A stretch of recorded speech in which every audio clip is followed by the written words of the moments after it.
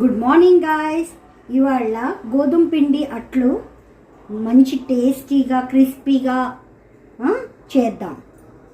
ఇది షుగర్ వాళ్ళకి అందరికీ చాలా మంచిది. నేను 1 కప్ గోధుమ పిండి 1.5 కప్ గోధుమ పిండి తీసుకుంటున్నాను. 1 కప్ ఉప్మా రవ్వ తీసుకుంటున్నాను.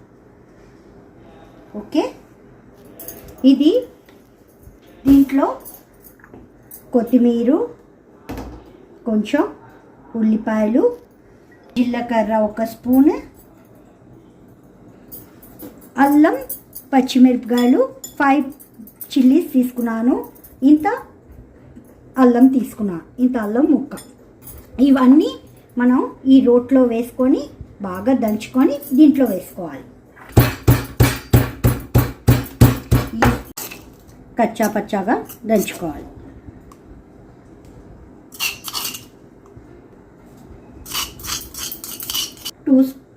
టూ స్పూన్స్ సాల్ట్ వేసుకొని ఇప్పుడు ఏదైతే ఇది దంచుకున్నామో దీంట్లో కొంచెం వాటర్ వేసుకొని ఇలా వేసుకోవాలి. ప్లస్ మనకి దోశకి ఎంత అయితే వాటర్ కావాలో అలాగా వాటర్ వేసుకొని కలుపుకోవాలి. ఇది చాలా మంచిది. ఇలాగా నీట్గా అదంతా బాగా కలుపుకొని లంప్స్ లేకుండా చేసుకొని 15 మినిట్స్ తర్వాత ఇవి దోశలు వేసుకోవాలి. ఇప్పుడు తవ్వ హీట్ అయ్యింది. ఇప్పుడు మనం ఇలా వేసుకోవాలి.